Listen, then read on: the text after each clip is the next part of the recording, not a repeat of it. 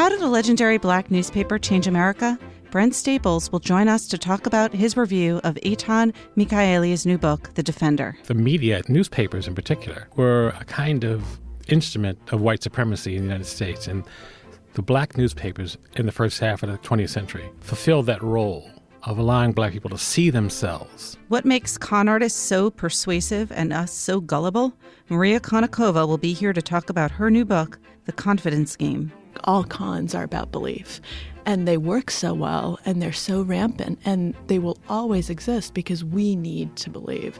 It's a very hardwired human instinct. Alexandra Alter will give us an update from the literary world, and Gregory Cowles has bestseller news. This is Inside the New York Times Book Review. I'm Pamela Paul.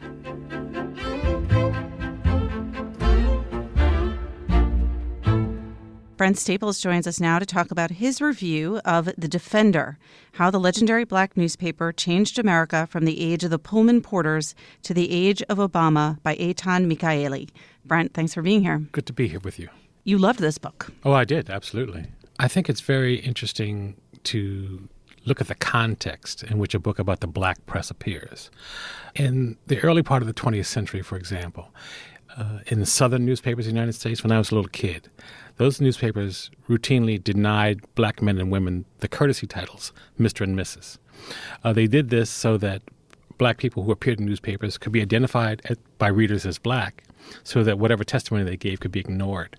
There were many newspapers in the South, when black people were mainly Southerners, that had rules that no black likenesses could appear on the front page. And newspapers that accepted, for example, birth announcements and death announcements for black people segregated them by race. And so the media, the newspapers in particular, were a kind of instrument of white supremacy in the United States. And the black newspapers in the first half of the 20th century fulfilled that role of allowing black people to see themselves in print, to see their likenesses, to see their successes, to see black affluent people vacationing, traveling abroad, those kinds of things. So that's the context in which the Chicago Defender grows up as a powerful newspaper, black-owned newspaper in Chicago in the first half of the 20th century. Before we get into the Defender specifically, I'd love to talk a little bit more about that context. When did the black press in America start? Oh, the black press in America started in the second half of the 19th century by people like Frederick Douglass and others who were advocating for emancipation. Mm-hmm. T. Thomas Fortune, I think, who said initially, let us speak for ourselves. Right. Because a lot of the voices of abolition were white. And so papers were found like Freedom's Journal in New York. So the papers grew out of that urge just for black people to speak for themselves in the interest of emancipation. And what were the challenges to the black press in terms of access to politicians, access to the White House, and distribution? Distribution was a huge problem in the early part of the 20th century because, in fact, as I said, most black people were Southerners. Right. And so if you're publishing a newspaper that, first of all, is critical of Southern segregation, that has an anti-lynching campaign, urging black people to leave the South and come to places outside of the Jim Crow range. It was a kind of a stealth operation. The Chicago Defender in particular had struck a very interesting relationship with Pullman porters who worked on sleeper cars and trains. And they would carry bales of these newspapers into the South and drop them off with secret distributors who would send them to the barbershops, churches, beauty parlors, and so on. Often this is done surreptitiously because several southern states tried to outlaw circulation of papers like the Defender and the Pittsburgh Courier because they saw them as subversive, because they encouraged people to speak up for their rights, and it was dangerous. There are many cases where people in the South who may have written under assumed names for black newspapers, maybe found out or bought out and killed and beat. And the founder of the Defender made the Great Migration one of his main causes, right? I mean, and urged people to come specifically to Chicago. Yeah, Robert S. Abbott came out of Georgia, I believe, and came to Chicago in the Columbian Exposition. And he came there to listen to Frederick Douglass talk. And I think he was really taken with Chicago and ended up going back to the South and coming back to establish the Defender. The Defender was created in the kitchen of a rooming house on the south side of Chicago. Was it the first black newspaper in Chicago? I'm not sure. It was the most successful. Mm-hmm. These are small weekly newspapers that people were doing in their houses sometimes. And there were lots of them around, of which there are no longer extant copies, for example. He started this newspaper in this rooming house, and it was a 2-cent paper. Mm-hmm. And he went around and get advertised. He carried it around and gradually grew it in the rooming house. And he had the idea that if black labor was to get out of the South, that black people would be bettered if black labor moved out of the South. And this idea of him hailing black people to come north, Chicago in particular, was hugely successful. As a matter of fact, it became too successful too quickly and ended up being a kind of friction between black workers and white workers and so on. It had its problems, but it was enormously successful. It grew the readership of the Defender, too, because these people they had been seeing its anti-lynching campaign. They had been seeing the Abbott call to go north and get away from Jim Crow. And so they had an affinity for it. And as black workers moved north and got unionized jobs and so on, they had money for subscriptions. So the paper grew enormously, as did the Pittsburgh Courier in the East and the Baltimore African American in Baltimore. One of the other main early causes for the Chicago Defender that they took up was military segregation. You opened your review with an anecdote about FDR, first with the average number of news conferences that he held a year, which is astonishing when you contrast it with the numbers today. But he would not allow the black press to come to his news conferences. Yes, FDR was sworn in 1933. At that very moment, black papers were approaching the zenith of their power in the United States. By the end of the 30s, they were getting very powerful. And in the 40s, they were over the top. The high point of them was probably 1945. In 1933, Roosevelt is sworn in. He begins to get black support. And the papers begin almost the moment he's sworn in saying, we want admission to the White House press corps. They were turned down. And they repeated those requests every year for the next 11 years. Had they ever gotten it? Were there ever black reporters in the No, they hadn't. But there were some instances. Woodrow Wilson, I've met with a delegation of black reporters at least twice, basically to insult them, I believe. The thing was, Roosevelt was expanding press access so dramatically. Roosevelt held an average of 84 presidential press conferences a year. That's 14 times the number of press conferences held by the great communicator Ronald Reagan. 3 to 4 times the output of Bill Clinton, George W. Bush, or Barack Obama. And that's just not the only thing. Roosevelt has those press conferences, and then he has the fireside chats, right, which became famous for those. And then he has these other broadcasts that he's doing. Then he's meeting with Walter Winchell. And he's meeting with obscure technical journals. He's letting in every white person and his brother. And so this was kind of galling to black newspapers that were approaching the height of their power. And they had, of course, a big beef. Their big beef was segregation in the military. Oftentimes, military segregation is described in an innocuous way. So, black soldiers was, housed over here, white soldiers were housed over there. No, it was not quite like that. Black military housing was often substandard housing, built, for example, on swampland in the South. Military bases in the South were often had segregated drinking fountains. There was a drinking fountain for black soldiers, and there would be a separate drinking fountain for white soldiers and for the German prisoners of war. And they were overseen often by Southern military. And the other thing was true, that the Pentagon decided to put black soldiers under the command of white Southerners whom they said understood, quote, unquote, black people better. So it was a miserable operation. There were segregated movie theaters on bases. There were segregated bus services on bases, substandard housing for black reporters, and the actual blood bank was segregated. Blood plasma in the blood bank, thanks to the Roosevelt administration, was segregated by race. And the sort of irony of that was that blood banking was pioneered by a black doctor who had done the science that allowed us to collect and preserve large amounts of blood plasma. So these issues were playing in the black press all the time. Roosevelt himself wanted a kind of complicity of the press, and he wanted sort of uncritical patriotism. But the black newspapers had to say to their readers, we urge you to support the war, even though the war effort is, basically racist. We have to choose between Hitler and our own government. At the same time, we're going to tell you about all the policies that the government is using in the Army to insult you as a people. One of them is black soldiers crossing the South, couldn't eat in segregated restaurants, or sometimes weren't even fed in train stations. I've been on the editorial board a long time, and I wrote a piece about this, about the time of Band of Brothers, I think, the famous HBO series. I wrote a column about segregation, talked a little bit about how black people were set aside in the Army and humiliated on a daily basis.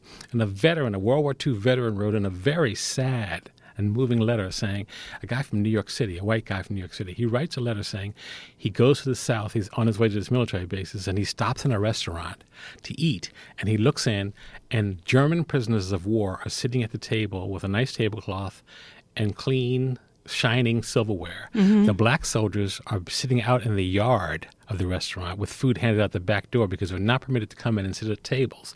And he said that crystallized for him how evil segregation had been in the military. We did publish that letter, by the way, in the Times.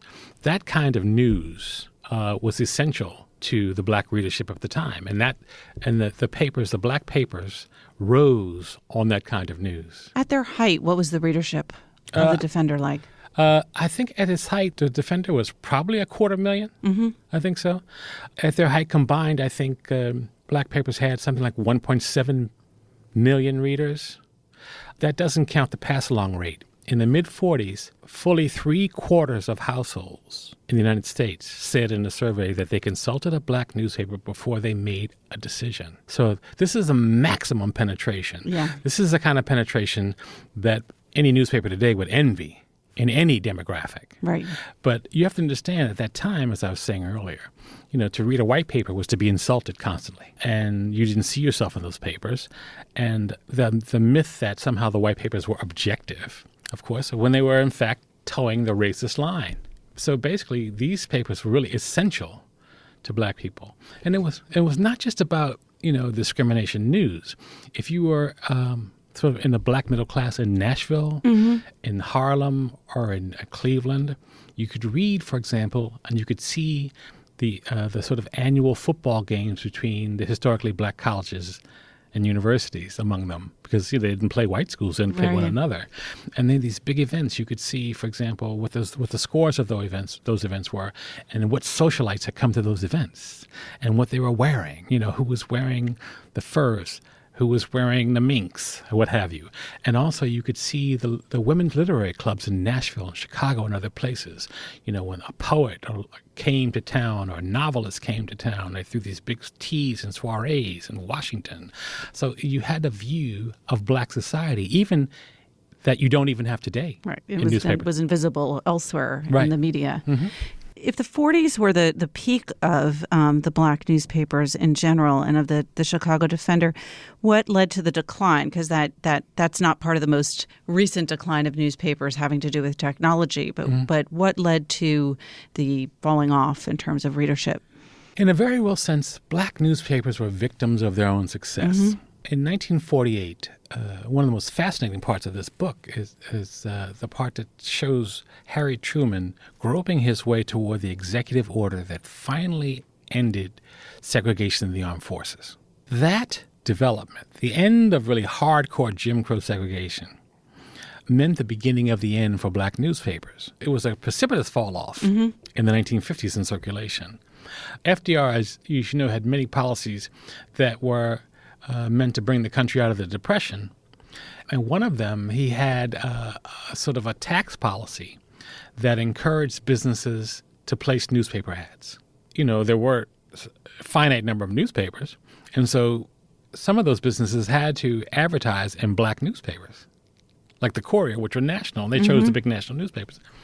And the Courier at some point overtook the Defender in circulation. So those policies lapsed after the war, so some of that advertising went away. The other part of it was these newspapers, I think, the Defender, and McCauley gets into some of this, these newspapers for a time had aspirations that they could be sort of general interest newspapers and attract white readers. The Chicago Defender, for example, had a period in which fully half the news it printed was what it called white news. Etan Michieli, we should say, is white, Yeah, the author yeah. of the book. Yeah, they couldn't get white readers at a time when the public, wasn't that interested in this issue, and frankly, the tenet of the time was highly racist. So that was a gamble. Some of the papers tried in the 50s to become less hard-edged in the interest of getting a wider readership, and that diluted, I think, their base. In the 1960s, for example, at the start of I think probably the point would begin with the Emmett Till killing, lynching in 1955. My friend David Howerstam, who passed on several years ago, may rest in peace, once called the Emmett Till funeral and killing the first big media event of the civil rights movement. You know the story, a 14-year-old Yes. boy goes to the South and is murdered for allegedly wolf whistling at a white woman. That becomes a galvanizing event for the civil rights movement. White newspapers sent delegations. Another friend of mine, I'll tell you how old I'm getting, Murray Kempton, who was working at Newsday when I knew him here, went south to cover that for one of the New York papers. So they sent big delegations south. So you have this counter force. The black press is trying to appeal a little bit more to white readers.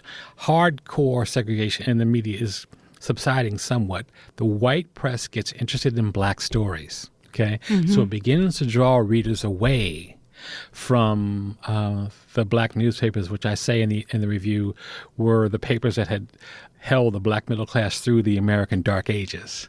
The Pittsburgh Courier, which is the big rival of the Chicago Defender, James Baldwin, bless his heart, said that the Pittsburgh Courier was the highest class paper of them all, had a literary temperament. The Courier had at one point 26 columnists. It was the template for the modern opinion journalism. Who else wrote for them? There was a famous self-taught historian named J.A. Rogers, who wrote a weekly column, I think, called Your History, about black history. He went on to write several volumes, a book called, I think it's called Sex and Race in America, Man to Superman, and I just went recently to see Hamilton on Broadway. J.A. Rogers actually wrote a pamphlet under the title The Five Black Presidents, about secret black ancestry of white presidents. And there's a little side thing there on Alexander Hamilton, who Rogers insisted was black. Yeah. They had an Asian guy writing for them. They had a guy named George Schuyler, who was a famous black conservative writing out of the Pittsburgh Courier. A murderer's row of great opinion writers. That paper, in 1966, almost dropped off the map, virtually ceased publication. Because they couldn't earn any money.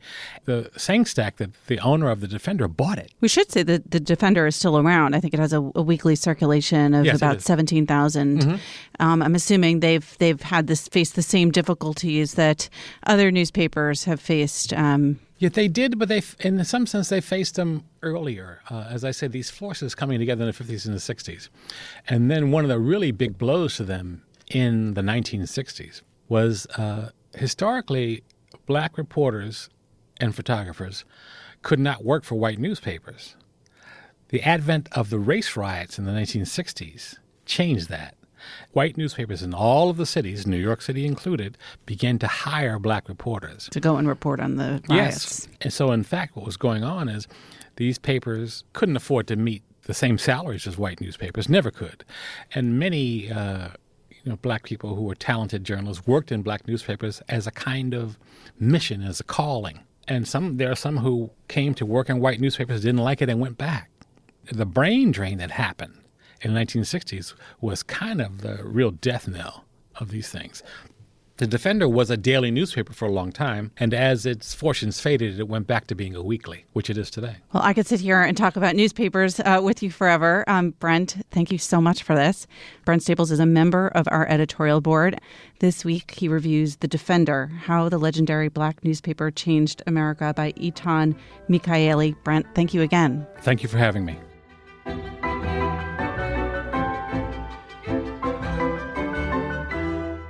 Alexandra Alter is here now with news from the literary world. Hi, Alexandra. Hi, Pamela. So you have a mystery, a very disturbing mystery. Yes, there has been a mysterious disappearance in Hong Kong. Several bookstore employees and a publisher have disappeared, and they are connected to this publishing house called Mighty Current Media, which publishes political books about China. And these books are popular with Chinese visitors from the mainland. They are banned in China. So this is very alarming development because, for the most part, Hong Kong has been the place where there's been more freedom of speech. Writers and publishers can release books that are critical of the government in China without repercussions. And so some people are concerned that while there's still no news of why these employees and the publisher have disappeared, many are concerned that they're being held in mainland China, and this could have widespread repercussions for freedom of speech and expression. It could actually frighten writers and publishers and bookstore owners. In fact, another bookstore in Hong Kong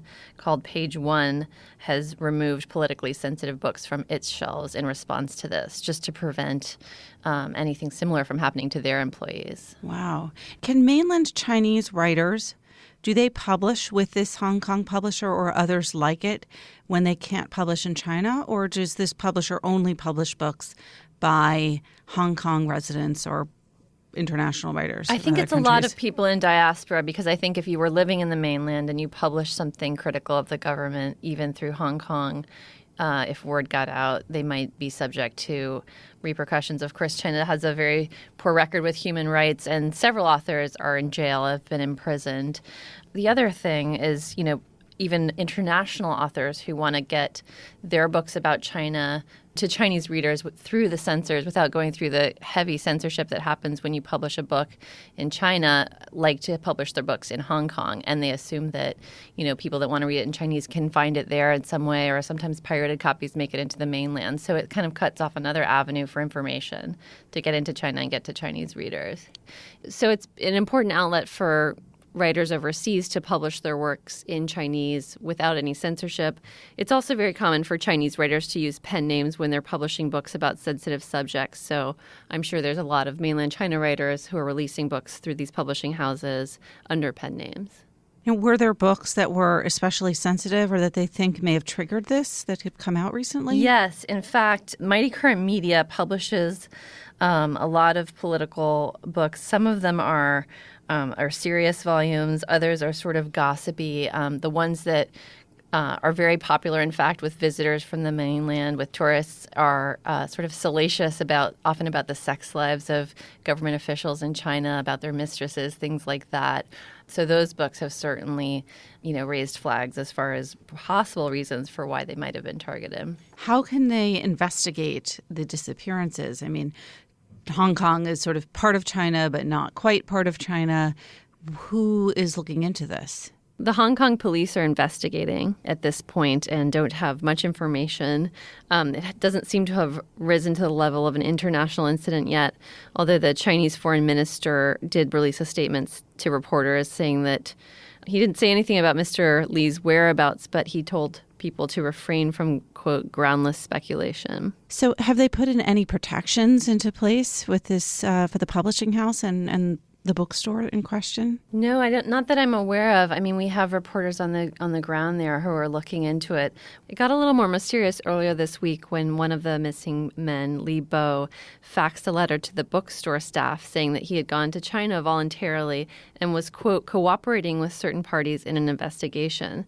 And after that, his wife actually withdrew her report that he had gone missing, according to the Hong Kong police and various news reports.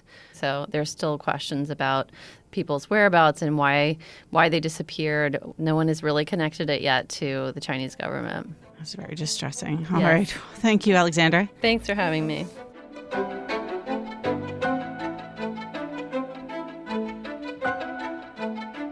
Maria Konnikova is here now to talk about her new book, The Confidence Game, Why We Fall for It Every Time. Why we fall for it, ... every time. Maria, thanks for being here. Thanks so much for having me. All right, so why did you decide to write a book about con artists? Well, I've always been fascinated by the criminal mind and how criminals think.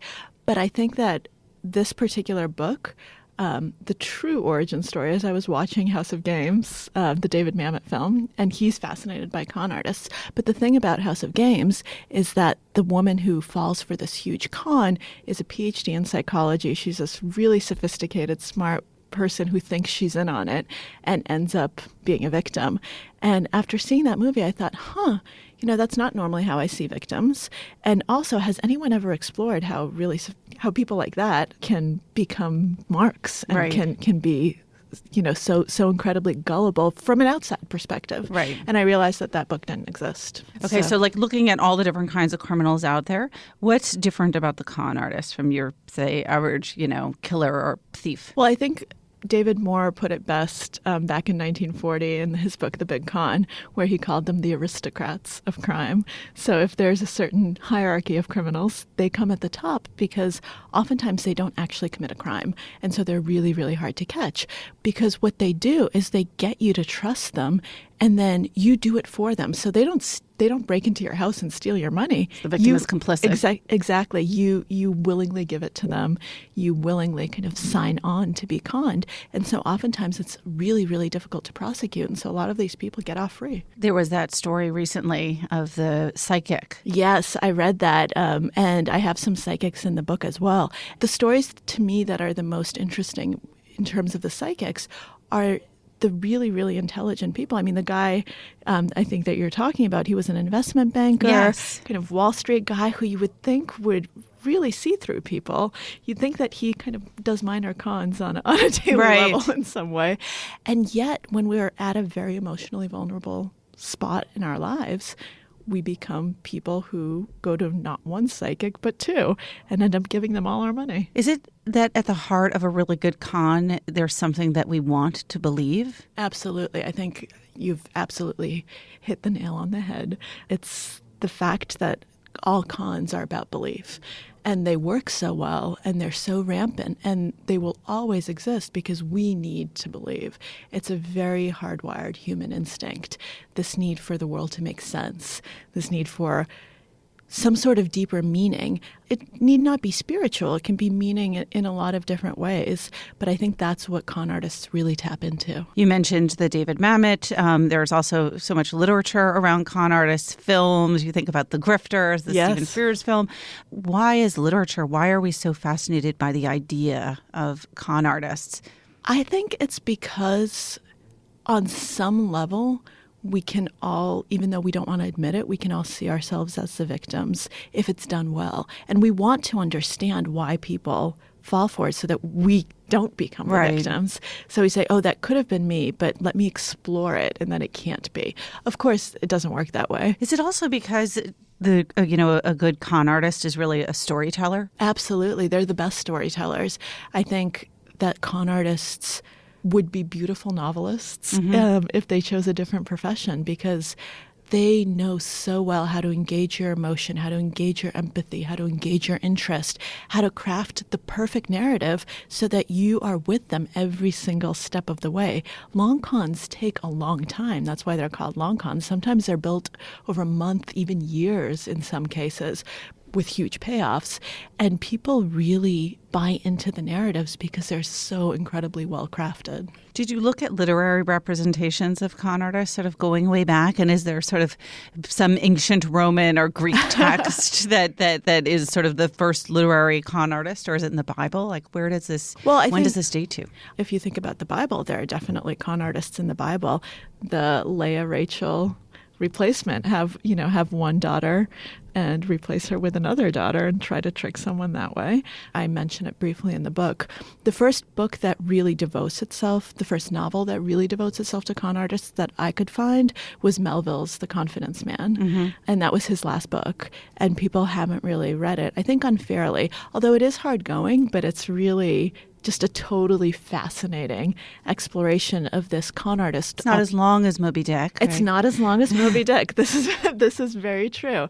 He operates aboard a steamship, and I think that was actually quite common. I mean, if you think about Tom Sawyer, Huck Finn, we've got some con artists right there, also on steamships. Have you ever been conned? I don't know is the real answer, because I think the best con artists make you feel like you haven't been conned. You just think, oh, bad luck. so I lost some money. Next time will be better. And I think there's no better illustration of that than how many people are repeat victims. So how many people end up falling for even the exact same con, not once, but twice, sometimes three times. How does that happen? Do you have an example of that in the book? I do have an example of that in the book. I have multiple examples of that in the book.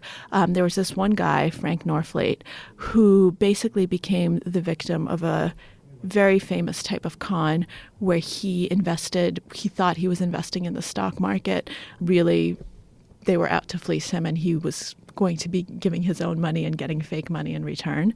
The magic wallet scam.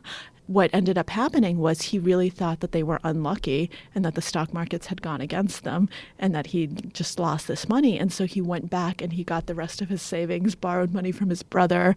I mean, just totally mortgaged his reputation. And this was a guy who owns a ranch in Texas, who's really savvy, who has worked his whole life to build up this nest egg, which he now loses. And only after he lost it the second time did he realize these guys are con artists. So it was the same guys who did the same Same guys, scam. same scam. And he just gave them more money because he didn't believe the first time. He trusted them too much. He thought, these are people like me. One of the things that, one of the con artists did was he said he was a fellow Mason. So part of the Masonic lodges, and that really gave him credibility. That's what a lot of con artists do. They put themselves in the same community as you. Who becomes a con artist? I mean, are these sociopaths? Are they psychopaths? Are they just good liars? What's the opportunists? Who are they? Some of them are psychopaths. I talk about the dark triad of traits, psychopathy, Machiavellianism, which is like Machiavelli's prince, the ability to persuade people for your own ends, and narcissism. So thinking that you're God's gift to man and that you deserve everything. And a lot of times they exhibit one or all or some combination of those traits because these are people who think that the world owes them something, and so they're just going to get it. Oftentimes they're really, really intelligent. And so you think about some of the con artists here who, they pretend to be doctors, they pretend to be professors, they pretend to be all these exalted things, and they're very smart. They could have done it themselves, but they want the shortcut. They don't want to do the work. They want instead to get that reputation and to get that adulation. They think that this is the easy way, and a lot of them love it. They feel so powerful. What a feeling, what a rush of power that is. To get away with it. To know that people believe you and that you're fooling them and that you're going to get away with it and that you are going to create stories that change people's lives and that you have that sort of power of playing God in a certain way. There's got to be a little narcissism in there. Oh, absolutely. I think narcissism is a huge part of it. So you're a trained psychologist? I'm an experimental psychologist. PhD in psychology, but cognitive psychology. As a trained experimental psychologist, are there things that you know to look out for when you're, if you suspect that you're being conned? Are there signs? Are there, we talk about tells with a liar that there's certain kind of giveaways, and they're usually not true. Everything that we think of as tells of lying aren't tells of lying. The best liars we can't spot. That's something I learned as a psychologist. The one thing that I learned to really look out for is there really is no such thing as the exception to the rule. So if it seems too good to be true, it is. It absolutely is. And we want to believe it when it's happening to us. There's no such thing as the exception to the rule, but I actually earned this lucky break. So it all makes sense. I've been working hard for this. It makes sense that I finally got my opportunity. And so that's a huge red flag. When things really are going really, really well, we should become more skeptical, not less. But the natural human impulse is to become less skeptical and to say, finally, I've been recognized for my... Exactly. I deserve it. Did you interview con artists? I did. I interviewed a lot of con artists for the book and victims. So one of them, his name is Ken Perenni. He was one of the people who let me use his name. A lot of the people in the book are anonymous. They want to go forward at some future. They want to continue, yes. And he was an art forger. And he, for many, many years, didn't just create forgeries, but actually built a market of Butterworth paintings. He ramped them up to the point where people really wanted this. So he actually created the need, and then he fed that need. And he had his paintings, as he told me with pride, on the cover of Sotheby's catalogs. Wow. He did really well for himself. When was this? Not that long ago. This was in the 70s. He was just so gleeful. He lives in Florida now, and he does legitimate forgeries. So he's allowed to still do it, but he just can't sign it as if it's by the artist. He leaves the signature off or signs it as if it's by him. But the FBI let him go. He was never charged. No one knows why. His theory is that too many prominent individuals would be too embarrassed because the auction houses, a lot of them had built a reputation on this 1800s American art. It would be too embarrassing for them. I don't know that that's true. Because I don't think the FBI really cares about the embarrassment. Right, so I'm not sure. But I asked him if he felt any remorse whatsoever. And he was so gleeful. You should have just seen him. He was so proud of what he did. And he said, you know what? Sucks to be them. If they like my art, if they think it's the original, then that's their problem, not mine. I'm very good at what I do. So he must have been, sounds like, eager to talk to you. Oh, he was so eager. A lot of them are really, really eager to talk to me. To show off? Yeah, that's the narcissism speaking. They want to tell you how wonderful they are. They really want you to see what they do. And a lot of them talked to me even though they were still operating, which is kind of crazy, right? But they obviously were anonymous, and I respected that. And some of them I didn't know their full names. They would give me a first name. I had no way of tracking who they actually were. But it's a fascinating thing where they're doing something illegal. Most criminals don't want to talk to you. Right. These guys really do, because it's that recognition. The art forgery seems very old school, very 1970s, although I'm sure it still goes on today. But you would think that technology has offered new opportunities for con artists. Absolutely. Frank Abagnale, who people will know from Catch Me If You Can, was asked recently, not by me, but he was giving this talk, and someone asked him, would you be able to pull this off today, all of your impostering? And he said, are you kidding? He laughed. He said it would be 1,000,000 times easier. Think about how many crumbs you leave every single time you go online. Social media is just this treasure trove. It shows what you like, where you are if you check in places, who your friends are, who your family is, all of these things about you that con artists can then use. And think about how many friend requests you might get on a network from someone you don't know, but they're friends with someone you do know, so you accept it. That's one thing I learned writing this book. Never, ever accept a friend request from someone you don't actually know. So don't try to friend Maria Konnikova.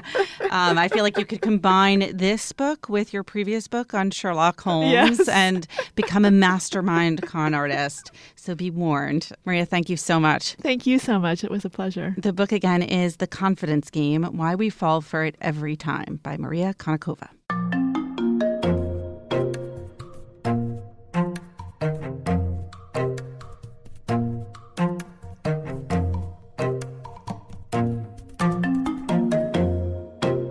Greg Cowles is here now with Bestseller News. Hi, Greg. Hi, Pamela. So there's nothing new. Yeah, third week in a row, nothing new in hardcover fiction or nonfiction. It's really in the holiday doldrums.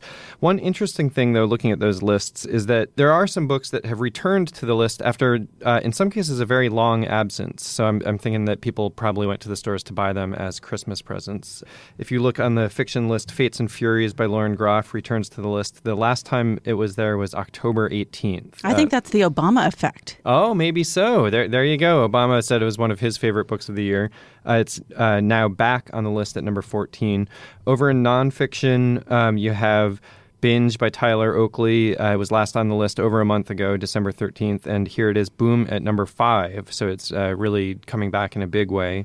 Helen McDonald's H is for Hawk, which has not been on the list since last May, is back on the list at number 10. That made a lot of best of lists at the end of the year. Including our best of list at the end of the year. I'm thinking people are probably buying that one as a Christmas present. Yeah, I think we could read the tea leaves here behind various books on the list. Yeah, also interesting, Anthony Doerr's All the Light We Cannot See, which of course has been on the list forever. It's in its 87th week now, is back in the number 1 spot, a position it last held February 1st, 2015. So really almost a year since that's been at number 1. And again, probably people going out and buying it as a Christmas present for those readers who have not gotten to it yet, those 3 of them.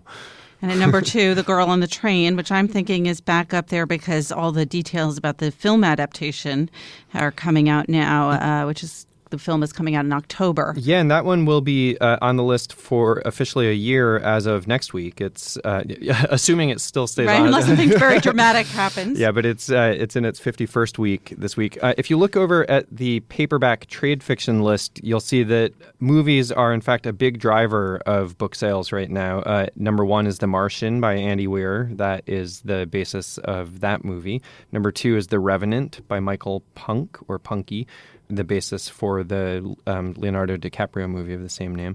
And number three is Colm Toibin's Brooklyn, which is also the basis of that movie. So a lot of moviegoers deciding to catch up with the original source material there. Hey, I'm reading a book based on a movie. Are you? Les Miserables. But it's true, I swear. All right. Thanks, Greg. Sure. Thanks, Pamela.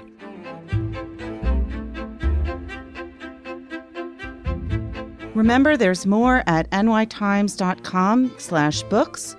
Our producer is Jocelyn Gonzalez, and you can always write to us at books@nytimes.com. Thanks for listening. For the New York Times, I'm Pamela Paul.